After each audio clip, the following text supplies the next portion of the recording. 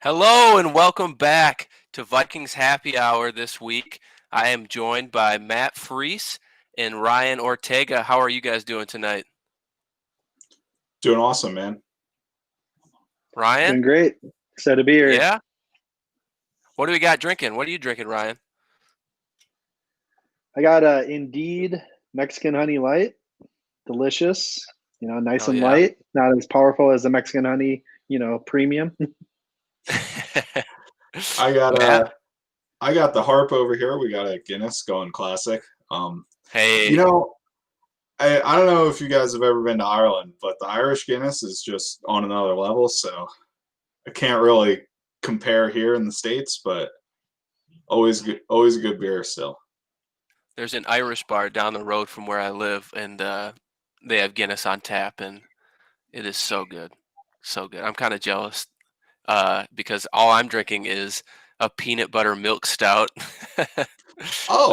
Nice. From Belching Beaver Brewery. No idea where that's located, but it tastes just Sounds like peanut good. butter, and I love it. Yeah. I love it.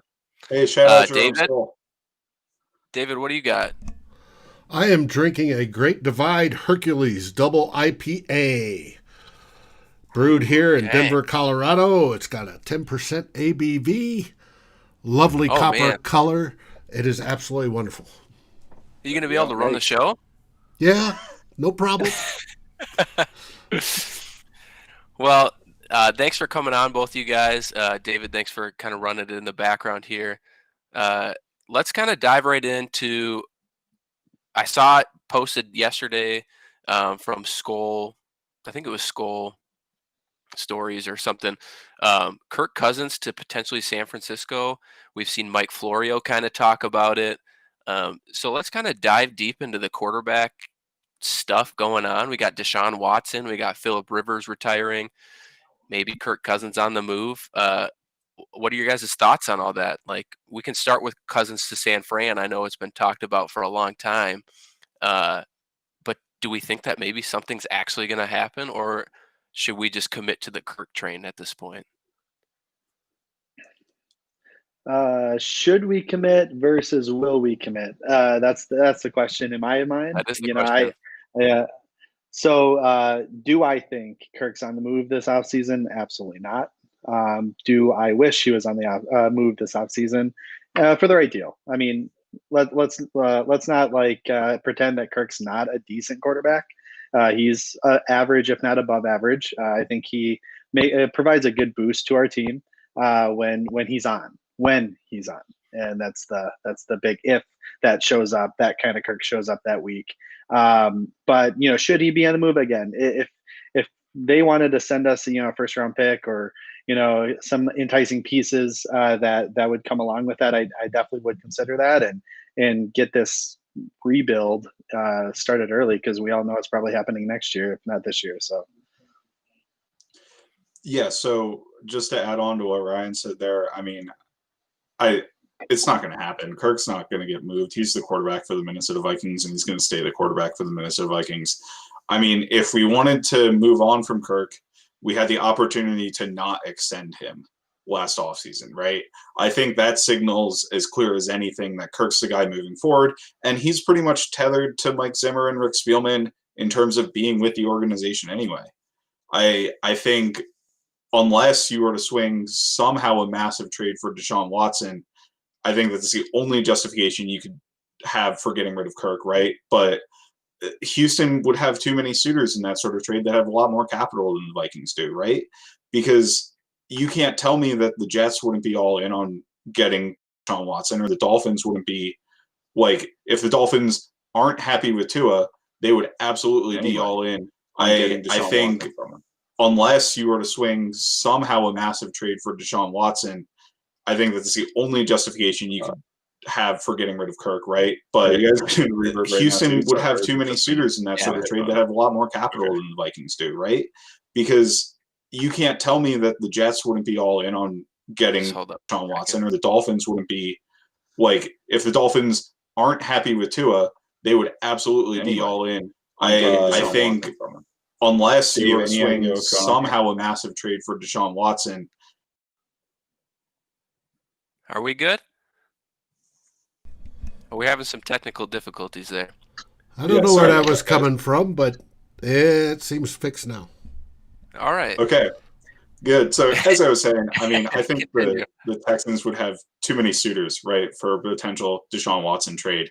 Um, I just don't see it happening. I think like the And one thing that gives you a little bit of hope is based on what we know about Jack Easterby, right? He's kind of got a evangelical pastoral background, right? He started as a chaplain. Kirk's dad is an evangelical pastor down in Florida. I mean, they might mesh pretty well, right? Personality wise. But that's about it, right? I think that's the only thread of hope if you wanted to like conspiracy theory this thing together, where the Vikings somehow get Deshaun Watson. I think that's what you got to bank on. So, You guys you are know, shooting down all and my options, all my talking points. No Kirk to San Fran. We can't get Deshaun Watson. Like, I mean, are, I don't are know. we really We've kind stuck of with kicked it Kirk for the around next 3 years? for how long, but why don't we appreciate like you put in here? Why don't we appreciate what Phillip Rivers did in the NFL? You know, he never ended up going to a Super Bowl. He never ended up winning a Super Bowl, but he was an extremely high level quarterback for a long time. I personally would put him in the Hall of Fame.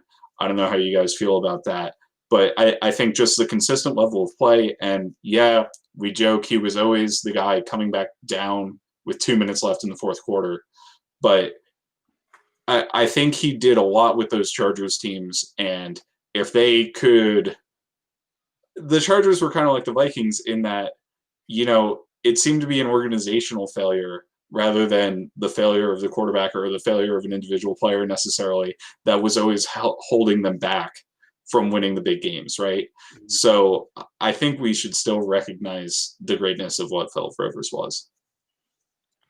I love him as a competitor. I mean, he's always been one of my favorite quarterbacks, honestly, just because he just talked trash and he was confident. And I love that. I love that in the quarterback. I love that in a leader of a team. I think that's why I, tend to, gravitate towards those type of guys. The Phillip Rivers, the Baker Mayfields of the league here, because again, they got that fire to them that is just it's infectious, right? Yeah, a Hall of Fame. It's tough. I agree he should be in the Hall of Fame. I think that he, again, did enough in his career, won enough in his career, had his team playing at a high level long enough in his career. Dan Marino didn't win one either, right? And he made the Hall of Fame. And granted, I'm not trying to say Phillip Rivers is as good as Dan Marino was, but I think that there was enough there to warrant it. I think that you can't fault the player for being on a team and staying loyal to that team to keep him out. If Phillip Rivers would have never got traded and went to New York, he would have been a Super Bowl champion. So, well, maybe not. I don't know. I don't know if he would beat the Patriots, but either way, it was. I think it's a remarkable career, and I'm proud proud of his career, and I think he should be, and I think he's going to be a hell of a coach. I think he's got a contract already to coach high school ball, so it should be fun. Of course he does. I do want to rewind the conversation just a little bit and bring it back to Deshaun Watson because I do think that he's a premier quarterback. That the fact that he's even, you know, remarkably, like just even slightly available, right, to any team. I think unless you're the Kansas City Chiefs, every team should be calling to see what it would take to get Deshaun Watson. I mean, even if the Bengals called with a healthy Joe Burrow, like you're trading Joe Burrow for Deshaun Watson probably. But what do the Vikings have to offer? Like, I know Matt, you mentioned that the Jets probably have the most amount of capital to give up for him. But realistically, if we're on the phone with the Houston Texans, what do the Vikings even have to kind of offer up to these guys? I take a look at some of the options. See, here's the thing: is if Houston was even a remotely decent squad and they just had a disgruntled quarterback and they were ready to compete, I think Kirk Cousins would be intriguing. But 31-year-old quarterback going into a rebuild, I don't think that really sounds too enticing. But to answer your question, obviously we have some blue chip guys, right? We have Eric Kendricks, but I don't know if he's really in need for them. They got some darn good linebackers down there. We got Danielle Hunter. Do we really want to give up a premier, very affordable defensive end and plus some to land this quarterback? I mean, I wouldn't say no to that. Obviously, when the quarterback's position is the most important position. So if you have to give up that, that's great. But outside of that, I mean, you're not going to trade your quarterback or trade for a quarterback and get rid of his best receiver, like in Justin Jefferson, right? So I mean, we have pieces that we just wouldn't include because it wouldn't make sense. But yeah, Danielle Hunter and Eric Kendricks would, I guess, be the two most sought after players. And again, they're pretty stacked at linebacker, so it's really Hunter and picks.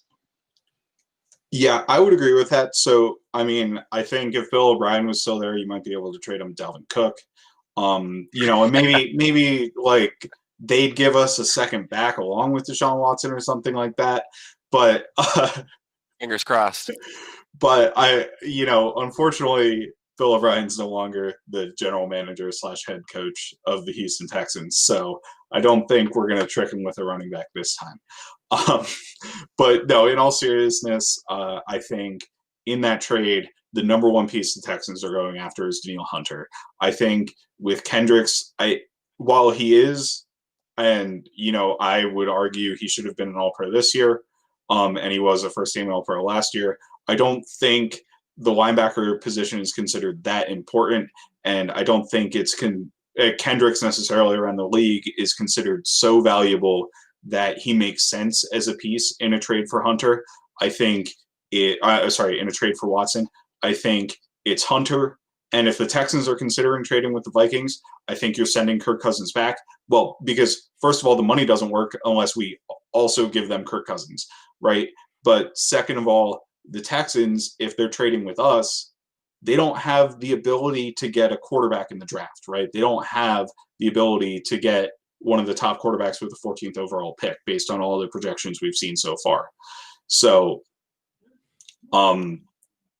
first of all, I would agree with the tweet that just popped up. We're not trading for Deshaun Watson because while I fully believe that Rick would give the Texans a call if they made Deshaun Watson openly available, and maybe he's already given them a call just inquiring to see about Deshaun Watson, we don't have the capital, I think, to outspend some of the rest of the league in this area, right? So it would have to be multiple first-round picks, probably 3 first-round picks, and Danielle Hunter, or something like 2 first-round picks with Hunter and Cousins, or something like that, is the best I could do. And that's if Deshaun Watson forces his way out of Houston, which it very much looks like he's trying to do right now, right? Like, I think he wants to be gone. Any thoughts there, Matt? Well, and I was just going to say, and to your point, a lot of this all revolves around Deshaun Watson, right? We could offer the best package, and it's Watson that has to waive that no trade clause.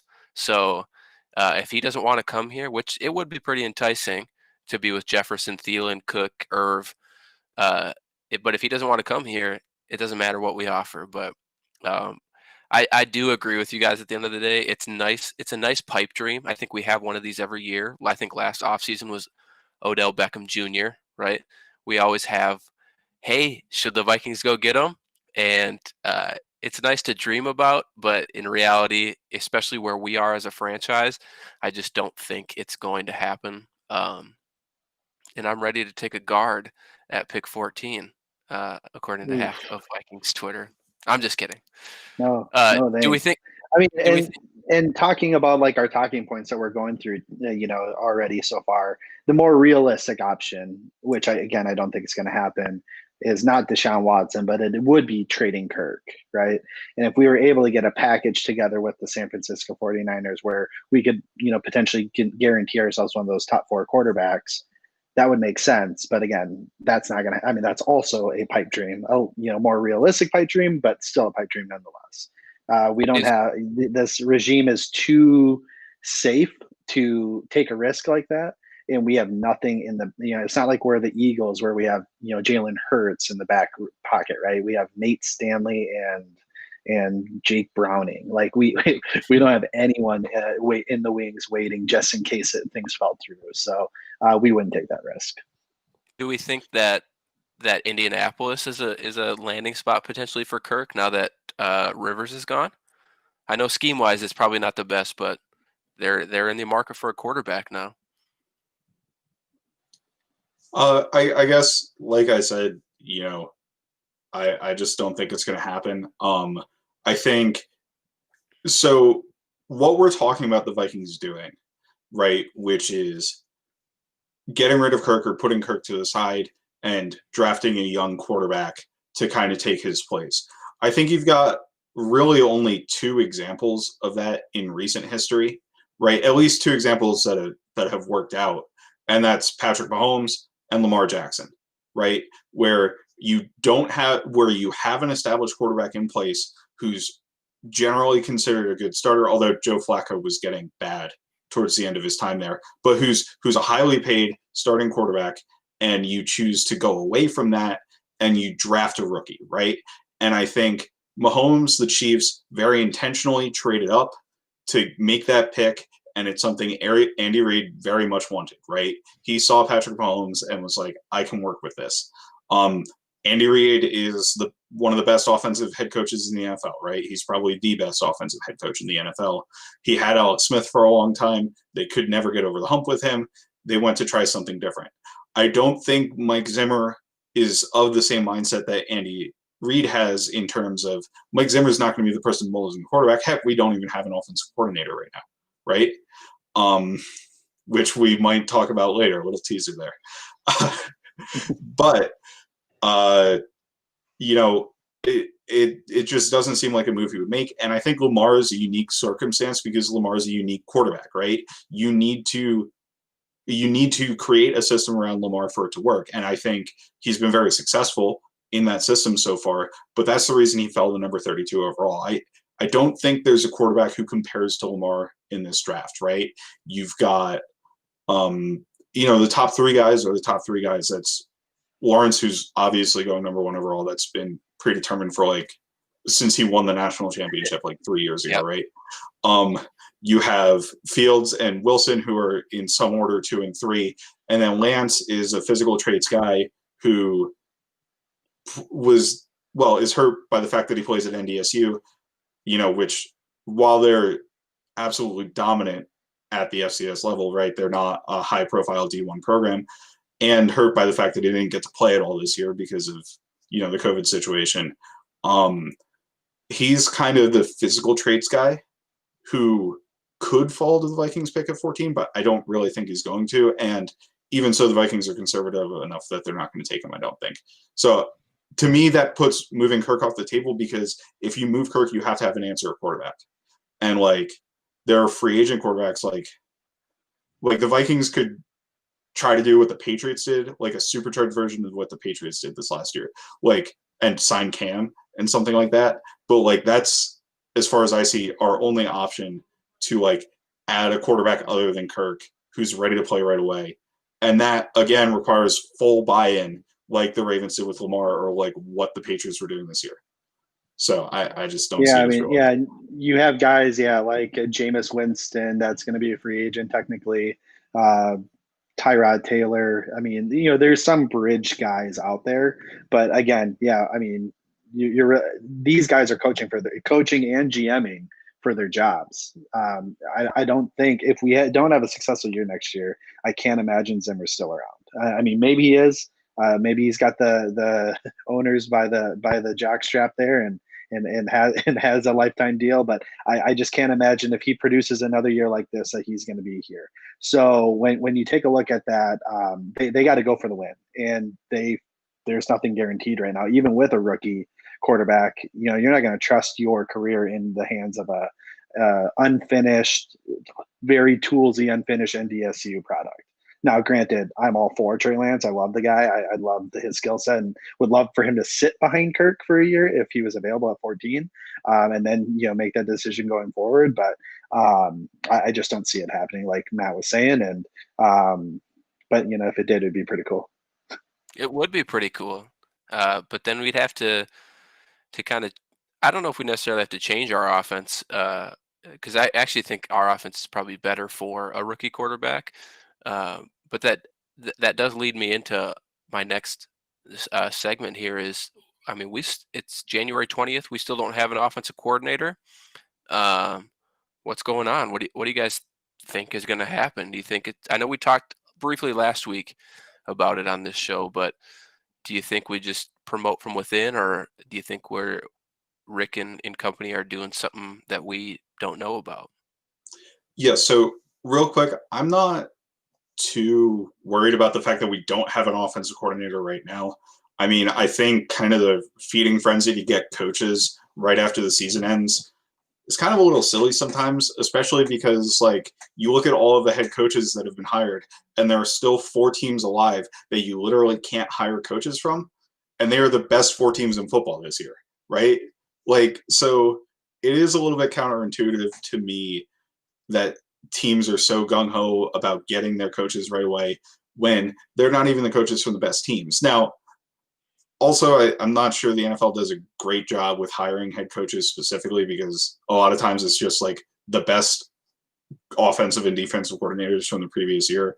And I don't even know how much sense that makes. Like, but I also don't really know a better way to hire coaches, right? So I don't know. So I think it's fine for the team to take their time. They've got a lot of time. They've got a consistent offensive identity. We're not really actually going to have all that much turnover this year either. So the guys have been in the system. I think they want to keep the system because it's done very well for them over the past 2 years. So that leads me to believe it's a hire from within thing. I mean, you've got Klint Kubiak, who's been on the roster, who's been on the coaching roster, I should say, probably because of nepotism, but like those guys get their opportunities, right? There's a reason Klint Kubiak is on our coaching staff. So, we're going to give those guys their opportunity. I think that's probably the most likely scenario still. And just real quick on Lance, like personally, I wouldn't have a problem with the Vikings drafting him at 14 either. Like, I think that would be super fun. Have him sit for a year, let him develop. He's a super toolsy guy. He'll fit in our offense. The NDSU runs a lot of under center. They run a lot of they might be more of a power team than we're an outside zone team, but he's done a lot of drop back passing in his time. But I guess, I just don't see it as something the Vikings are going to do as a franchise, right? So Ryan, go ahead. Right. Yeah. Yeah, I like, I really like Lance, liking him, I should say, in the pre-draft process to Josh Allen when he was going through the pre-draft process. He's a guy from a smaller school, lesser Huh? That's a bold statement. I don't think it's a bold statement from the sense of, I'm not talking about what Josh Allen became. I'm talking about what Josh Allen was coming into. So a toolsy prospect, can run the ball, big arm, physical runner, raw skill, but needed a ton of work to refine his game. And that's and again, smaller school, lesser competition. I think Wyoming's facing better competition than NDSU is, but it's still not a Power 5 type school. So, so I like that comp personally for me for Lance, because again, when Josh Allen came in the league, he was basically just hiking, one read, run the ball, run people over. And that's the type of runner Lance is. He's not like a Lamar Jackson or a Kyler Murray. He's going to go run you over like Cam Newton used to do. But I just think he's a better passer and a better passer than what Cam Newton was going to be coming into personally.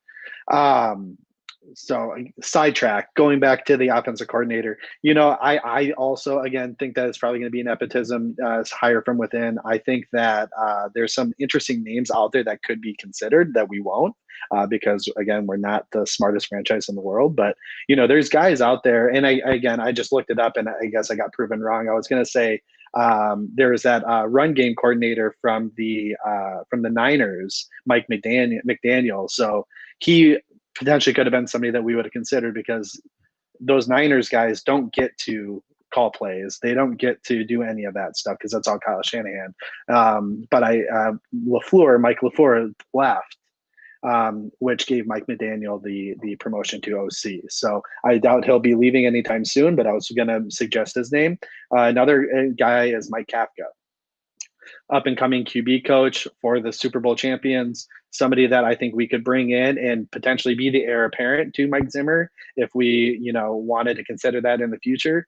But yeah, outside of that, I just assumed it was going to be kind of the retread guys of either, Gary Kubiak's son or bringing in, I don't know if there's going to be somebody available like Pat Shermer or not, but I know there's a couple guys out there that, either we've had in the past or we've flirted with in the past, like the Hugh Jacksons, the Jay Grudens of the world. But obviously Jay Gruden's disconnect potentially with the Kirk Cousins back from the Washington football team. I caught myself there. Those days when he was coaching Kirk there. So, gosh, as long as anybody but Hugh, or I think I saw something about Adam Gase out there. I mean, please. I mean, I know he's a good offensive schemer, but just the last 2 destinations he's been in has just been a complete train wreck, and I just don't think I want any part of that. Actually, last 3, because he was not good with the Bears either. So I just don't want anything to do with Adam Gase and his weird looks. Yeah, so I'm a little bit warmer on Hugh Jackson. I think I would never touch Hugh Jackson with a 1,000-foot pole for a head coaching job. I don't think I think he's shown that he doesn't take responsibility for actions well, and he just doesn't do a good job as a leader in a locker room, and that's what you need out of a head coach, right? Adam Gase has those problems as a head coach, and he also has never called a good offense that wasn't run by Peyton Manning. And I'm sorry, Peyton Manning ran that offense in Denver. There wasn't an offensive – well, I mean, there was an offensive coordinator, but it's Peyton Manning's offense. He is in such total control of those teams that it doesn't matter. So Adam Gase, I would be absolutely furious if the Vikings hired, right? I just don't think it makes any sense. I do like Mike Zimmer has a connection to Anthony Lynn. I do like that idea. Lynn's a strong run game guy, which, I mean, we can talk about how the Vikings should probably always be passing more because we run the ball too much in general, but it's going to be the identity of our team as long as Mike Zimmer's the head coach. So I think Lynn would do a good job with that. And also, we have the guys in-house to do an outside zone scheme. I don't think this has been talked about at all, but I would love it if we brought over Bill Callahan from the Browns.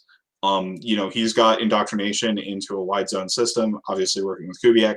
He's done a lot of things in his head coaching career, but most importantly, he's an incredible offensive line coach, and that's something we sorely need is better offensive line play, right? And he's an incredible evaluator of talent on the offensive line. So you look at what he's done with the Washington line. I mean, they've put out tons of great guys, and Cleveland might have been the best offensive line in the NFL this year, right? So those are some for sure out of house names that I'm kind of interested in. I don't know if you got anything, Matt.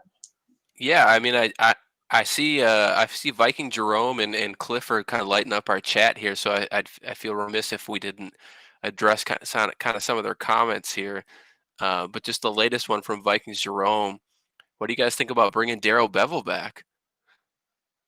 I don't even know if he's an option, right? I think is he with Seattle still? No, he's with. No, he was with the Lions, so that Okay. whole coaching staff got cleared out. And yeah, just jumping in here real quick on Bevel. I mean, I think he's generally done a good job as an offensive coordinator. I think he kind of got a bad rap in Seattle because, well, and here's the thing, right? It's kind of a recurring theme. Pete Carroll liked to run the ball too much, and that created the whole let Russ cook movement, right? Which led to people not liking Darrell Bevel because it wouldn't run the football. I think he's done some interesting things in Detroit as an offensive coordinator. That offense was rolling in 2019. And David just jumped in here. What about Pat Shermer? I think Pat Shermer is still the offensive coordinator for the Broncos, so I don't think that's an option for us. There was rumors that they were going to change that. There was rumors that they might change out offensive coordinators, but I don't think that anything became of that. Yeah, I mean, I think I would like Shermer back if he's available, and I wouldn't have a problem with Bevel either. I mean, to me, I'm also, and I don't have any names in this area, but all the guys we're talking about are kind of retreads, right? They're all guys who were head coaches or have head coaching experience or have a lot of offensive coordinator experience. But the guys who become successful, and move on to more successful positions, I don't know how good retreads do in that area, right? Like we had Shermer, we had Norv Turner, that didn't work out at all. Gary Kubiak is kind of a retread, but he's more of a retread for health reasons, right? Yeah. Than he was ever bad at his job, right? I mean, it kind of went south at the Texans there, but he also had a heart attack that year. So, like, I mean, it's What about Leslie Frazier? I mean, I know that's defensive side of the ball, but like he's technically a retread. Right. I think Frazier would be a good head coach candidate. Because I think his defense is kind of in vogue now, but I don't think he's somebody we'd add back to our staff, especially since he's already the defensive coordinator for, one of the 4 final teams in the NFL. Right. But Ryan, I don't know if you got any thoughts on Bevel or Shermer there. I mean, obviously, again, if Shermer could come back, I'd love it, right? I mean, he ran a relatively well-balanced offense. He schemed really well to help make Case Keenum a local phenomenon. And I think that he did a great job. I mean, I would love to have him back. I don't think he's available, and I don't think he will be. But if we are able to get him back, absolutely. And I'm sure Zimmer would welcome him back with open arms. Bevel, again, I also think he got a bad rap. I think that he is a fine coordinator. I don't know how great he is. I mean, he was with us back in the day too, right? With the Favre years. Yeah, was that with? Yeah, I would say was that back when we had Favre. So, I mean, I wouldn't mind bringing him back, but again, sometimes I just think it's nice to try to inject some youth or inject not necessarily even youth, but just something new.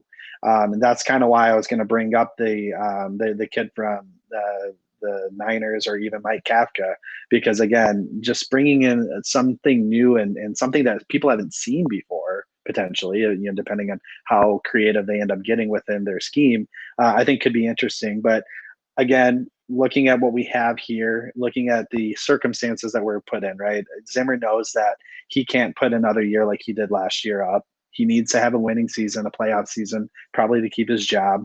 Spielman's probably thinking the same way. They're probably going to want to just do something that's comfortable and close knit to what success they deem they had on offense here in 2020. So I can't imagine they go any other option other than Klint or someone who runs the almost exact same offense that Kubiak ran in this past year. So I can't imagine we go any other way. And I think a lot of our points here really drive home the argument that we've had a lot of times in the Climb in the Pocket chat, where you should probably have an offensive minded head coach because it's a lot easier to sustain that than it is defense. So I do agree with both of you guys. Yeah, the Callahan one I'm all in on. Especially because it would kind of fit what we do. And he would also fit what you said, Ryan. It's that young, up and coming kind of scheme. No, not young. No. Callahan's old. Like 60s. He's old. You made me feel like he was young. No, no. Wasn't he back like from the Dallas days even back when? Oh my gosh. I know he was the Raiders like back when they made the Super Bowl with Gannon and stuff, but yeah, he's been around a long time. Sorry there, Matt. No, okay. Well, he's like bring him in. He's like the Mike Munchak. He's like the Mike Munchaks of the world, guys who have been around forever coaching offensive line. But offensive line coach is kind of a position where you do that. It's guys, right. They don't get a whole lot of fame, but the good ones can stay as an offensive line coach for an organization for 20 years, and they can consistently put out great offensive lines. And it's like, well, why are their offensive lines so great? It's because their coach is great. So, right. I think to your point, Matt, I think maybe I'm kind of hitting the panic button a little too soon on like, oh, we don't have one yet. But there's still a lot of football left to be played, and coaching staffs are kind of molding, and they will be for the next couple weeks. So probably February, early February, I bet we'd probably see an OC hire, but you've calmed my fears a little bit on the fact that we haven't hired one quite yet. I do want to allocate a little bit of time here as we transfer into playoff talk again. I lost what I'd written down last week, but I think Matt, you went 3-1. I think you only lost on the Ravens. I was wrong on the Ravens and the Saints, I think, actually. But checking myself here. I knew that this particular part of the convo might last a little longer because I'm about to say something that I know Ryan is going to fall in love with, but I have to give respect to Baker Mayfield, how he played last week. Oh yeah. Even though they lost, I will say I think he played a pretty damn good game, and I think I'm more excited about him next year than I have been in the past. So, Ryan, I'll give you like 5 minutes. He needed. I'll give you 5 minutes. I don't need 5 minutes. I don't need 5 minutes, but what I will say is, obviously, Matt, you and I have, we've gotten together for drinks. We've been in some group chats together, and I've been touting Baker Mayfield a lot. Obviously, I'm a big Oklahoma fan, so I'm going to be a big fan of Baker Mayfield. He's like the golden child of Oklahoma, even if he's not the best quarterback that's come out of there recently. He's everyone's favorite. And what I will say is he grew up a lot this year. I think he matured a lot, and you can see that in his play. I did say that he needed an offensive line. He got one, and the results were proven from that. I'm excited to see what he does next year. This year was an interesting case study because he got the offensive line. He had a relatively healthy roster, but he went into an offseason, a COVID offseason, with pretty much little to no exposure to that new system that he was going to be getting. And you can tell there were some early struggles. I mean, they were winning games, but there were some early struggles. And as he got more comfortable in Stefanski's system, and he gained a little bit more rapport, as everyone did, not just him, but also Jarvis Landry and Higgins and the running game and the offensive line. You could tell that they started to gel well. And I think the final 8 games or 9 games, something like that, he only threw 1 pick. I mean, that's pretty awesome for Baker, considering he just came off of like that 22 pick season. I mean, he was approaching Winston Favre levels. So I think that, with a full off season under his belt, under the system, everyone meshing well, I think they're going to be in for a heck of. And I mean, even though they went to the playoffs and they actually had a decent run there, they're still the 3rd team in that division. So they're going to get a relatively easy schedule, and they play us, and I'm so excited to go to that game. So, yeah. Well, let's talk about the. Go ahead, Matt. Oh, I was just going to jump in there, and I think on Baker, I totally agree with what Ryan said, specifically about how once he got more comfortable in the system, he played a lot better, right? That thing I saw during the Chiefs game when he threw the pick, right? The graphic was that was his 2nd interception in his last like 330 passes, which is just a ridiculous streak, right? I mean, that's a really impressive streak to go on in terms of not throwing interceptions. It's very rare for quarterbacks to do that. That's like half a season's worth of passes right there, right? He did have the struggles early in the season where he wasn't confident in what he was doing and what he wasn't confident in the scheme, right? He's often bailing out of the pocket. He's not confident in his protection. He's moving to his left and he's making inaccurate throws on the move, that sort of thing early on. Because I think what Ryan said is good because it goes back to a lack of confidence. And I think you kind of see that with all the young quarterbacks. So you see Josh Allen in Buffalo this year. He gained confidence in himself and in the offense, and he lit the world on fire, right? He was probably the best. He was the best quarterback out of that class this season, right? If you're just looking at play this season. Lamar Jackson, I think he's lost a little bit of confidence in the offense. I think specifically the receivers are an issue there. He doesn't have the confidence in the guys on the outside to get open, and I think that's fair based on the personnel they're putting out there, right? They've got Marquise Brown, who can create separation, but he's like 2 feet tall. And I'm sorry, Ryan. I know he's an Oklahoma guy as well, but if Marquise Brown were like 6 foot, right, I think he would be an awesome number one weapon for the Ravens to have. At 5'9" or whatever he is, it's a little bit of a struggle for him. Let me interject. Go ahead. I 100% agree with you. I think he is a bona fide and stud number 2. Yep. But he did come on at the end of the year here, and he had a heck of an end of the year. Yeah. He struggled so bad at the beginning of the year that I was like about to drop him off almost all my fantasy teams. I was so disappointed in my Sooner, but he really came on the end of the year and started scoring a lot of touchdowns and actually catching the ball, which he was struggling with at the beginning of the year.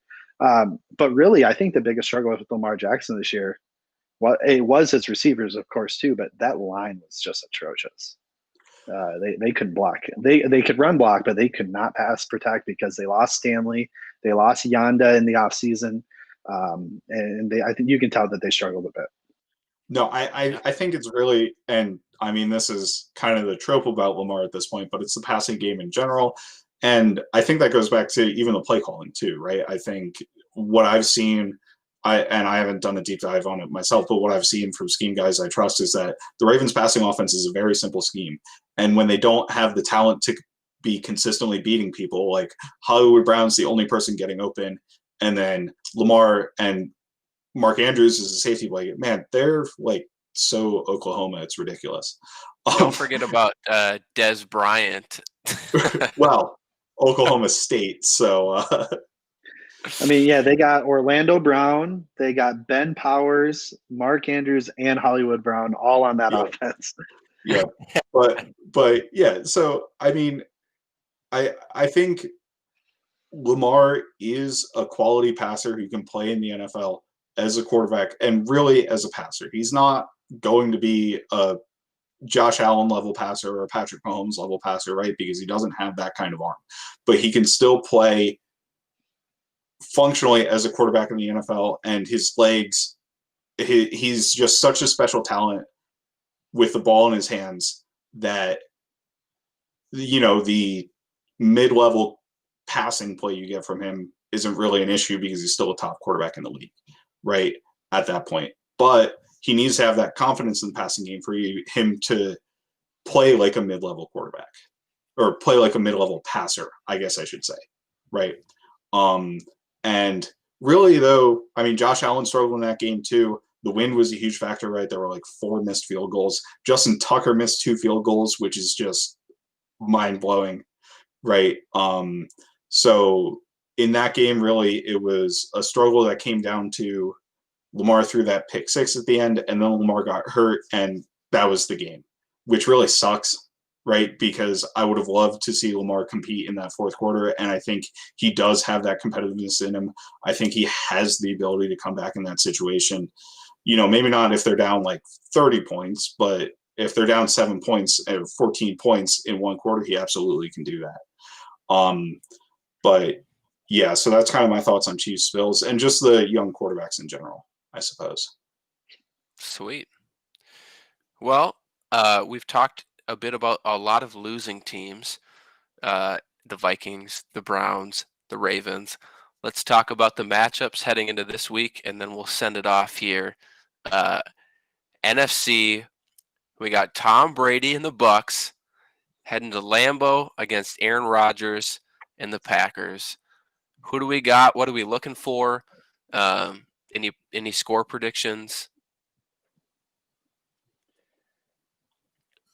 I think we're in for a hell of a game, honestly. I do. I'm doing a playoff bracket with some buddies here. I definitely actually have these two in the NFC Championship game, and I did pick the Bucs to win this game. I didn't have a score prediction. I can try to make one up off the top here, but I think what we're looking for is we're looking at 2 all-time greats.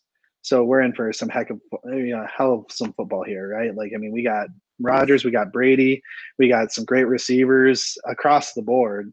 But one on the Packers, and then 2 to 3 really great ones to keep an eye on actually 4 for the Tyler Johnson lovers here that are hopefully watching this. We got some good receivers that we get to watch, but again, it's going to be cold. So whose run game prevails, right? We got some good running backs with Jones and Jones. So again, I think these two offenses are going to be exciting to watch. And I think where it's going to come down to is which defensive line is going to be able to disrupt more. It sounds like Vita Vea might be making a return, which is probably their best defensive lineman.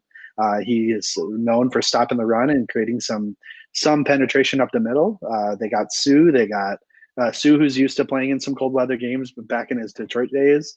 You got JPP again, used to playing some cold weather games and back in his Giants days. You got Shaq Barrett, cold weather games back in the day. So I don't think that the weather is going to play that much of a factor. I don't think they're allowing enough fans to really make that home field. Obviously, there's going to be a whole home field advantage just because the Packers are used to playing in cold, but I don't think it's going to be as strong as most people would have expected. And Tom Brady's a winner, and I like to go with winners.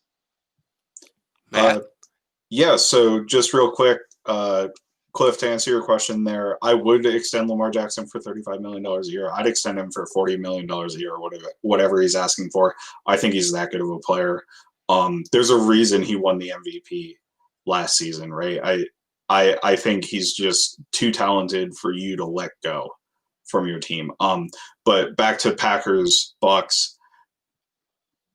I want to say the Packers outright, but there's the 38-10 beatdown that the Bucks put on the Packers earlier this season, right? And that's giving me a lot of pause in terms of picking the Packers. The Bucks, we've seen a lot of them because they have Tom Brady. They've been on national TV, and we played them obviously this year. The weird thing with them is their offense never really seems like it's fully clicking, and they still score like 30 points in a game. It's just right. Bizarre where you'll have all these drop passes and these like slight misses that the offense has and hiccups, and then they punt, and then it's like, oh, this isn't going well at all. This doesn't look like it works. And then you look up at the end of the game and they have 30 points and they've won the game, right? And I think that's going to continue against the Packers. I think the thing with the Bucs is they have so many weapons on offense, and I guess Antonio Brown might be hurt, but Tyler Johnson, he showed up last week, right, with that awesome catch on the sidelines. Scotty Miller will show up and catch a deep ball or something at some point during the game, right? But you've still got Chris Godwin and Mike Evans, so you can put Jair Alexander on one of them. You can't put Jair Alexander on both of them, and I think Kevin Kinnan absolutely sucks. So So I think there are going to be opportunities for the Bucs wide receivers in that game. The Packers' run defense has not been great. I don't think they even looked all that great against the Rams. The Rams couldn't get a whole lot going on offense, but also Jared Goff had like a broken throwing thumb. So like, I don't even know. And the Rams offense has kind of looked dysfunctional and doesn't have the juice that the Bucs offense does on a good day anyway. Right. So I think on offense, the Bucs have a bit of an advantage. I think the Packers have a bit of an advantage on offense. But if you can get Rodgers flustered, and if you can shut down Devontae Adams, and if you can protect over the top so you don't let MVS and Al Lazard destroy you on a deep ball once a game or twice a game, you can stop the Packers. And I think the Bucs have the personnel across the board to do that, right? They've got the linebackers to work with the wide zone scheme in Devin White and Levante David. They can attack that, and they can also cover tight ends. So we're not going to see like Bob Tunyon sneak out of the back of something to catch a wide open touchdown or something like that. I don't think we're going to see that against the Bucs. So I think they do have counters to what the Packers do on offense. And I can't believe that the Packers are making me root for Tom Brady in the playoffs, but I think I'll pick the Bucs to win the game as well. I think you nailed it. I think a lot of it comes down to containing Devontae Adams for the Bucs. And like you said, Jair can't cover everybody. Which I do want to give a shout out. I got a buddy who's a strong Packer fan, and I still don't think Jair gets the respect he deserves. And I think he had one hell of a season this year, locking down almost every receiver he faced. So I'm excited to watch him this weekend against either Evans or Godwin. But I do think that I lean with you guys. Not only would I hate to see the Packers lose, just being win being a Vikings fan, but you have to go with winners, right? Tom Brady, he can win in the cold. He's from New England. He won so many games there, and I do think that at the end of the day, the Bucs, even clicking at 50%, have enough capability to beat the Packers. So I think we swept the board here with the Bucs going to the Super Bowl. Antoine But Winfield Jr. he is a stud. He is a stud, and I know that a lot of Viking fans. I know we're pushing close to an hour, so I don't want to touch too long on it. But a lot of Viking fans are kind of salty because we didn't pick them. I saw a tweet out there this week that I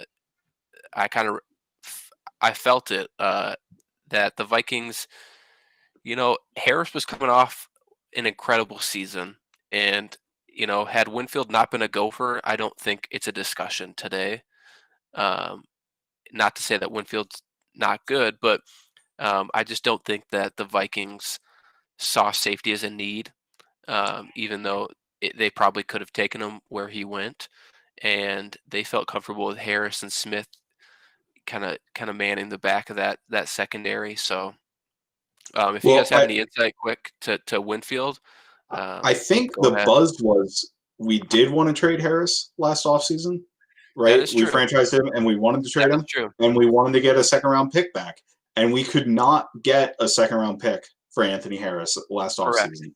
So I think there's an alternate universe where a team is willing to bite on Anthony Harris for a second-round pick, and it's because where did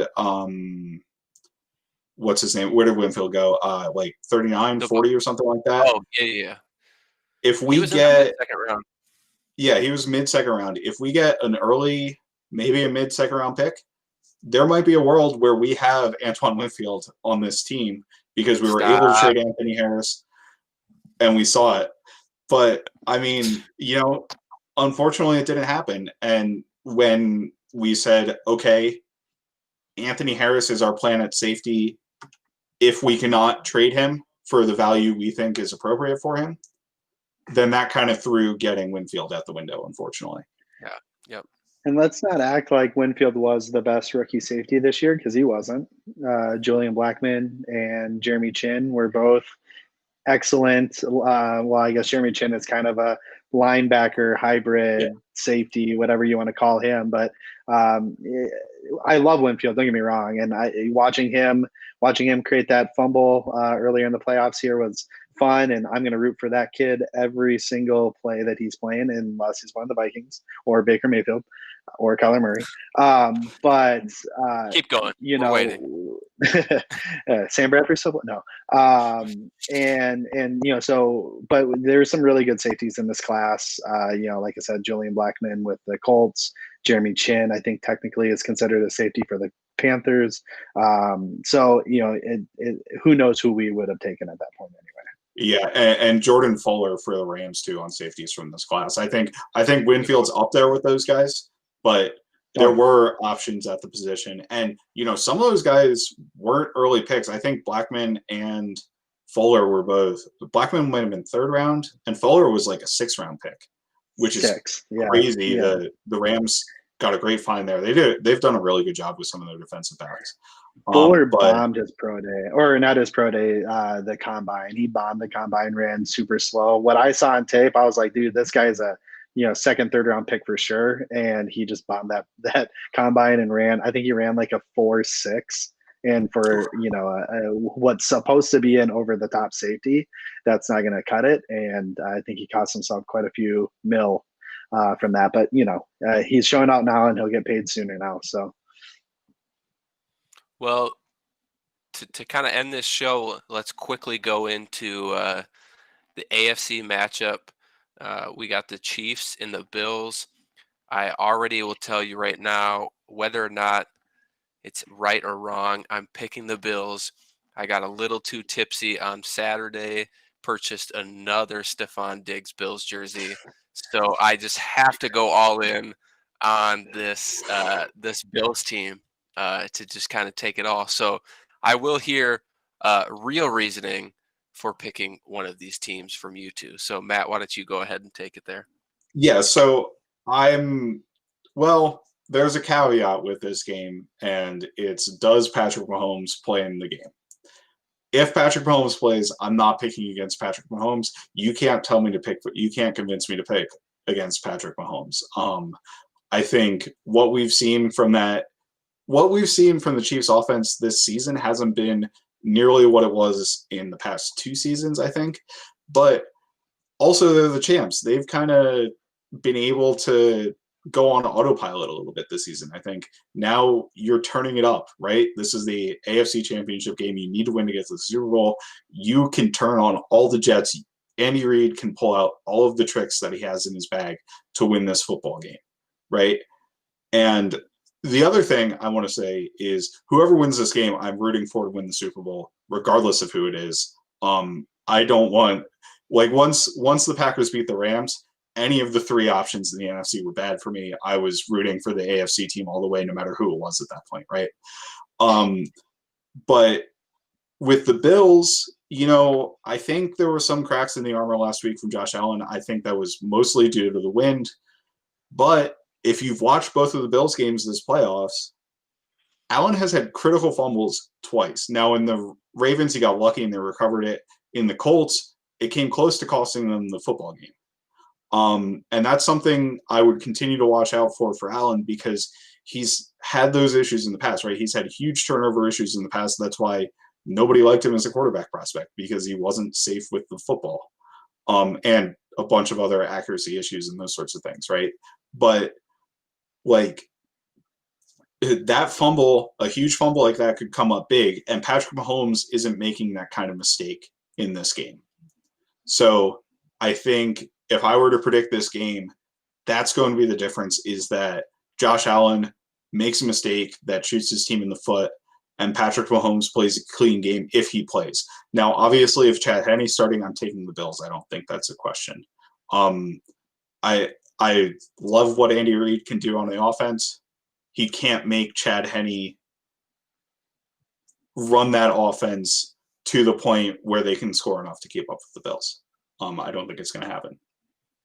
And just one last thing before I let you go here, Ryan. The Chiefs have the player makers on defense to make Josh Allen make a mistake, right? The Chiefs defense isn't awesome, but what they do have is playmakers. They've got Tyrann Mathieu, who all he does is make plays on the football field. They've got Chris Jones, who can take over the game on the defensive line occasionally. And I think that ends up being the difference in the game, is that the Chiefs force the Bills into a big mistake. So go ahead, Ryan. Yeah, I agree with everything you just said. I was going to go on the defense side before you chimed in at that last second with that. So, yeah, I mean, I'm not going to ever pick against Patrick Mahomes. They were my Super Bowl favorites when the season started. They'll be my Super Bowl favorites next year until somebody can dethrone how great he is and figure out a way to somewhat slow him down. Which again, people have done. I mean, people have slowed him down, but consistently, it's just not possible, I don't think. And that this offense is just too good when he's healthy. Again, he practiced today, I think I saw. So things are trending in the right direction. Obviously, if he plays, I'm not picking against him. And I love Diggs. I would love to see him in the Super Bowl. I just don't see them losing. The Chiefs losing this game if Mahomes is healthy. So we got you two saying Chiefs, Bucks in the Super Bowl. I'll probably be wrong, but I'm going Bills, Bucks in the Super Bowl. And that's just where we'll end it here. I want to thank you guys for being on this week. Matt, thanks for kind of coming in clutch here. We had a guest fall out here at the last minute. So, Matt, if he comes on again, I'm going to have to make him a co-host. But yeah, it was super fun once again. So we'll see what happens in the future here. And make sure you guys tune in next week. I'm hoping for a really special guest. I don't want to say anything yet before he commits, but fingers crossed. And David, I want a Super Bowl prediction, and then you can take us home. Super Bowl prediction all depends whether Mahomes plays or not. If Mahomes plays, I got to go Chiefs and that team from Wisconsin. If not, I'm rooting for the Bills. And with All right, that, you heard it here. one last thing. Tomorrow night, we preview a brand new show. This one will be starring our very own Flip Mozzie and Eric Thompson of the Daily Norseman, and it will be called Vikings Hot Takes. And from there, they will be asking each other 3 questions. And we hope you all participate and join in. And what is your hot take? Join us tomorrow night, 9 o'clock Eastern. We'll be there. With that, SKOL, everybody.